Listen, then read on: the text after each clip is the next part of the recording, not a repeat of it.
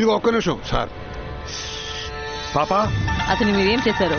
15 రోజుల్లో ఎలక్షన్, ఇప్పుడు ఏం చేయగలం? మొత్తం దేశం దీని వంకే చూస్తోంది. ఇప్పుడు మనం రియాక్ట్ అవ్వకుండా ఇప్పుడు మౌనంగా ఉంటే తర్వాత కోర్టు చెప్పింది నిజం అనుకుంటారు అందరూ.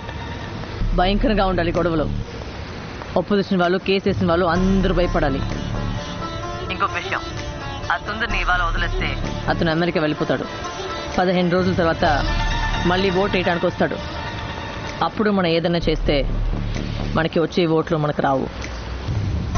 అమెరికాలో అతని నీడని కూడా ముట్టుకోలేం. ఇవాళే చేయాలి, ఇప్పుడే.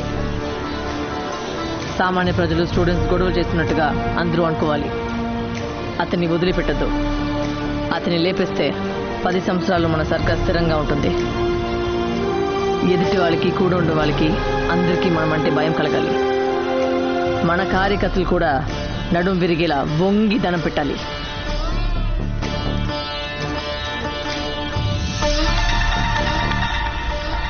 వచ్చిన పని పూర్తయినట్టుంది. అమెరికా వెళ్ళిపోతున్నావు?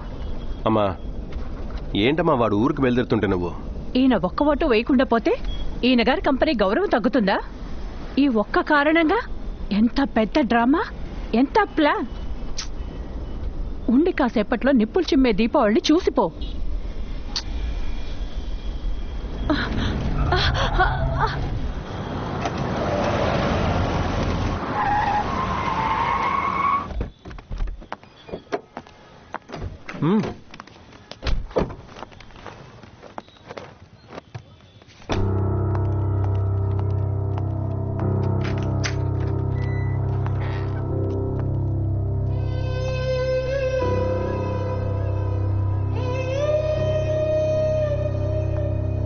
రండి సార్.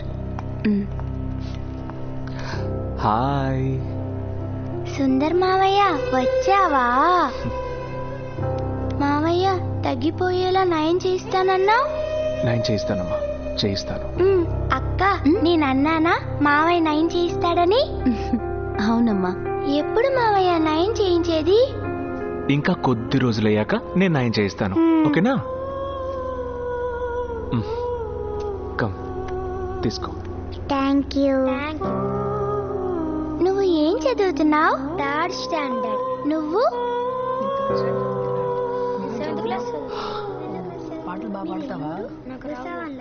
ఆ పాప మొహం లాంటిదేనమ్మా ఇప్పుడు మన రాష్ట్రం. నీ కూతురు ఒంటి మీద ఒక చిన్న నిప్పురవ పడితే నువ్వెంత తల్లడిల్లిపోతావు. ఆ పాప తండ్రే 3 పిల్లల మీద పెట్రోల్ పోసి తను నిప్పంటించుకున్నాడమ్మా. మా అగ్గిపుల్ల తీసుకుపోయి ఆ చిన్న పిల్ల ఒంటి మీద అంటించేటప్పుడు ఆ పిల్ల తండ్రి మనసు బద్దలై ఉంటుంది కదా.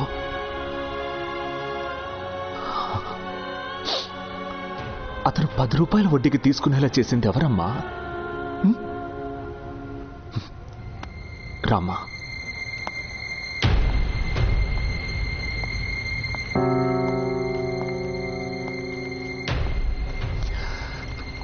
ఈ బెడ్లో ఉన్న వాళ్ళందరూ పేషెంట్స్ కాదమ్మా, ఒక్కో డిపార్ట్మెంట్. ఈయన వీళ్ళింట్లో తల్లిదండ్రులతో కలిపి మొత్తం 6. ఆ 6కి ఆధారం ఇతని సంపాదనే. ఓవర్ టైము, లీవ్ రోజులంటూ పనిచేసే వ్యక్తి ఇలా ఇప్పుడు 4 నెలలుగా మంచాన పడున్నాడు. ఏం లేదు, సైకిల్లో వెళ్ళేటప్పుడు గవర్నమెంట్ బస్ గుద్దేసింది. బస్సు డ్రైవర్ల మీద ఉన్న కోపంతో ఏ అర్హత లేని వాడికి బస్సు కీ ఇచ్చి నడపమనడం వల్ల ఇతని 2 కాళ్ళు పోయాయి.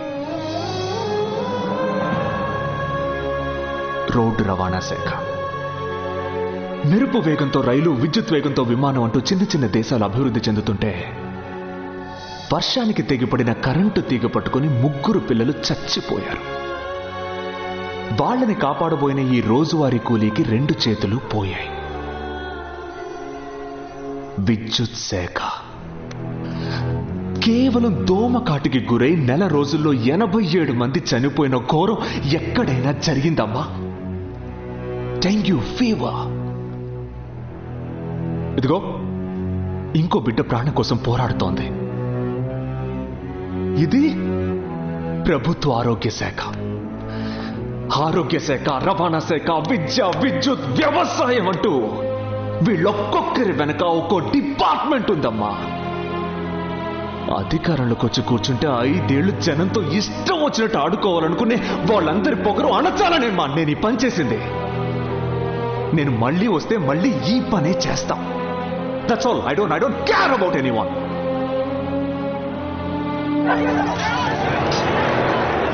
మాజీ ముఖ్యమంత్రి శ్రీ పుణ్యమూర్తికి వ్యతిరేకంగా న్యాయస్థానం తీర్పు ఇవ్వడం వలన వారి పదవీ ప్రమాణం గవర్నర్ చేత రద్దు చేయబడింది. ఈ కారణంగా రాష్ట్రమంతటా చిన్నా చితక అంగడ్లన్నీ ధ్వంసం చేయబడ్డాయి. కొన్ని చోట్ల అల్లరి మూకలు రెచ్చిపోవడంతో ప్రజలు ఇల్లు వదిలి బయటికి రాలేని పరిస్థితి ఏర్పడింది. పార్టీ ఆఫీసులు ఎవరు లేరన్నా, కనపడితే అయిపోయాడన్నా.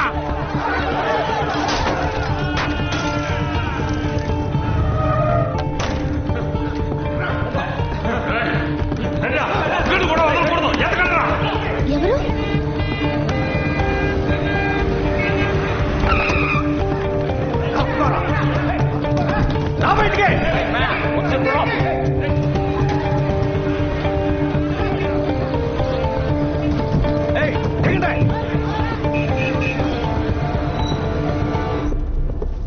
అదంతా నాకు అనవసరం, నాకు తెలీదు. పొద్దున్నే రిజర్వ్ పోలీసులు వస్తారు, ఈలోగా బండి వేసేయాలి. 12 గంటల నుంచి అందరూ వెతుకుతున్నారు, ఒక్కడిని కనిపెట్టలేకపోయారు. వేధవా, నన్ను అడుగుతున్నావా ఎక్కడున్నాడని?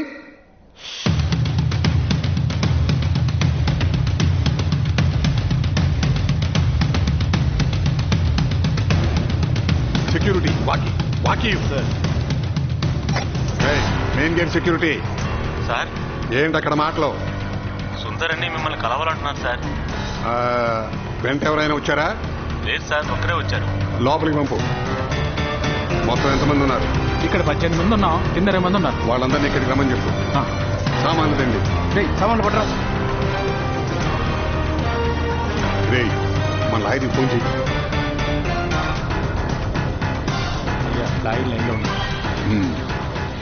వరదా సార్, ఆ సుందర్ మన పార్టీ కార్యాలయంలో ఉన్నాడు, లోపలికి వస్తున్నారు. ఇక్కడే వాడిని లేపేస్తే లీగల్గా ప్రాబ్లమా? పార్టీ ఆఫీస్లోనా? కొంచెం టైం ఇవ్వండి, నేను చెప్పేవారు కాగండి. సీనియర్ లాయర్ని లీగల్ ఒపీనియన్ అడిగి నేను ఫోన్ చేస్తాను. నమస్కారం. నా కోసం వెతుకుతూ ఉంటారని నాకు తెలుసు.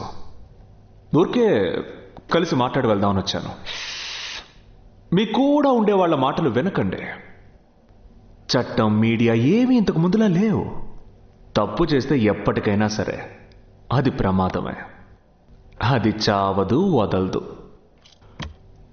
మీరు చేస్తున్న తప్పు మీరు మీ శత్రువు చేతికి ఇస్తున్న ఆయుధం. ఆ ఆయుధంతో మిమ్మల్ని బానిసల్ని చేసుకుంటారు. డబ్బు కంటైనర్లుగా డబ్బున్నా ఆ డబ్బుని కాదు, కనీసం దూరం నుంచి ఆ కంటైనర్ను కూడా చూడకుండా చేస్తారు. అలాగే ఉంటే ఏదో ఒక రోజు వయసు అయిన కాలంలో మీరు చేసిన తప్పు జైల్లోకి తోస్తుంది. 75-80 ఏళ్ల వయసు ఆలోచన చూడండి. దుర్భరం. రే, ఇవన్నీ ఎవడైనా తలమాసినోడికి పోయి చెప్పు. ఇది పద్మవ్యూహం రా. ఇప్పుడు నువ్వు ఏం ఉద్ధరించావని 16 రోజులు పదవీ ప్రమాణం వాయిదా పడింది. తిరిగి మళ్లీ గెలిచేది మేమేరా. మా నాయకుడు 3వ జనరేషన్ పొలిటీషియన్. 55 ఏళ్ల రాజకీయ జీవితం రా. ప్రచారం అక్కర్లేదు, మీటింగ్లు అక్కర్లేదు, మా నాయకుడి ముఖం మాత్రమే చాలు. ఆ ముఖాన్ని 55 ఏళ్లుగా నెత్తి నెత్తి నెత్తి మీద పెట్టుకుని ఊరేగిస్తున్నాం. ప్రతి వస్తువులోనూ, ప్రతి పథకంలోనూ మా నాయకుడు ముఖమే. పెద్ద పెద్ద హోర్డింగ్ల నుంచి వీధిలో ఉండే కుప్ప తొట్టి వరకు మా నాయకుడు ముఖమేరా. అది మా బ్రాండ్ రా. నీకు బ్రాండ్ గురించి బాగా తెలుసుగా. మా నాయకుడి ముఖమే మా బ్రాండ్. దాంతో ఓ కుక్కని నిలబెట్టినా గెలుస్తాం మేము, ఓ గాడిద నిలబెట్టినా గెలుస్తాం రా. చూద్దామా నీ తల్లి సవాల్ రా.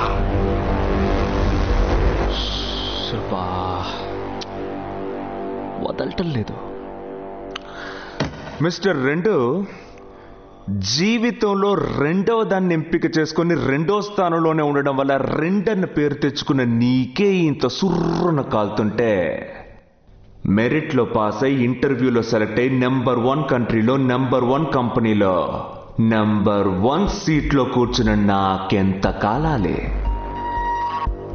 సవాలు వదిలేప్పుడు కొంచెం ఆలోచించి వదలాలి నాయనా. YONO branding. ఆ బ్రాండ్కి అడ్డుకట్ట వేయడంలో నేను స్పెషలిస్ట్ రా. ఇప్పుడు చెప్తున్నాను మిస్టర్ 2, నీ పైనున్నాడే నెంబర్ 1, అదే నీ లీడర్. ఆ బ్రాండ్ని నేను అడ్డుకుంటా. మీ పార్టీయే ఇంకోసారి గెలిచినా సరే మీ లీడర్ని నేను గెలవనివ్వను. ఆయన ఏ నియోజకవర్గంలో నుంచున్నా నేనక్కడ ఎదిరించి నుంచుంటా. ఆ బ్రాండ్ని నేను చీల్చి చీల్చి చెండాడతానయ్యా. అయ్యా లాయి రేసొచ్చాను. వేసేంట్రా అండి.